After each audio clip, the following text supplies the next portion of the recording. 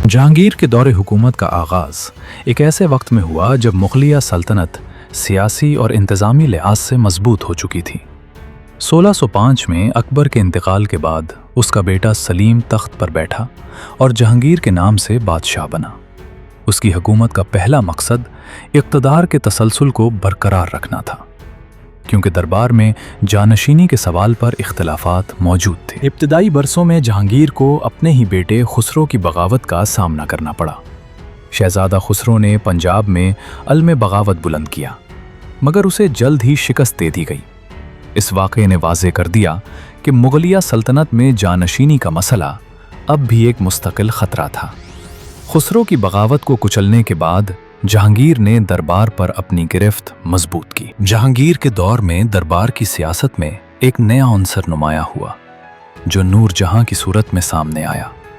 नूर जहां न सिर्फ जहांगीर की अहलिया थी, बल्कि अमली तौर पर रियासती मामलात में असर व रसूख रखती थी।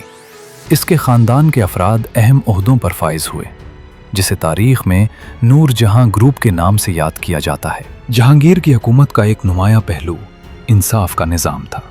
उसने खुद को इंसाफ पसंद हुक्मरान के तौर पर पेश किया और अवामी शिकायत सुनने के लिए जंजीर अदल के क़याम का ऐलान किया। अगरचे इस निज़ाम की अमली हैसियत महदूद थी, मगर उसने बादशाह की छवि को मजबूत किया। फ़ौजी एतबार से जहांगीर का दौर निस्बतन कम फतूहात का हामिल था, मगर सल्तनत की सरहदों को बरकरार रखा गया। इसके अहद में दक्कन की रियासतों के साथ मुसलसल कशमकश जारी रही, मगर कोई फैसला कुन कामयाबी हासिल न हो सकी।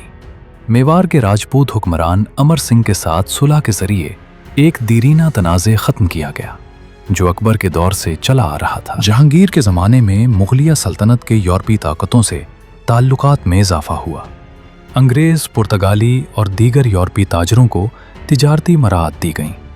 1615 में अंग्रेज़ बादशाह जेम्स अव्वल के सफ़ीर सर थॉमस रो मुग़लिया दरबार में आया, जिसके नतीजे में अंग्रेज़ों को हिंदुस्तान में तिजारत के मज़ीद मौक़े मिले।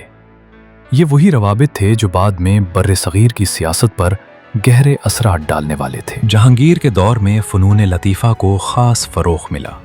मुसव्वरी, ख़त्ताती और दरबारी अदब को शाही सरपरस्ती हासिल रही।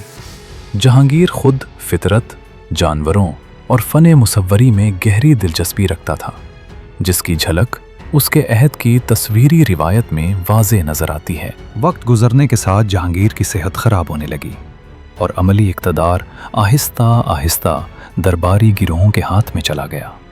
इस कमज़ोरी ने जानशीनी के मसले को दोबारा जन्म दिया। शहज़ादों के दरमियान इक़्तिदार की कशमकश शुरू हो गई, जिसमें ख़ास तौर पर शहज़ादा खुर्रम नुमाया था, जो बाद में शाहजहां के नाम से तख्त पर बैठा। गीर का इंतकाल हुआ। इसके दौरे हुकूमत ने मुग़लिया सल्तनत को एक मजबूत मगर सियासी तौर पर हसास मरहले में दाखिल कर दिया। सल्तनत बज़ाहिर मुस्तहकम थी, मगर अंदरूनी तौर पर दरबारी साजिशें और जानशीनी की कशमकश बढ़ चुकी थीं।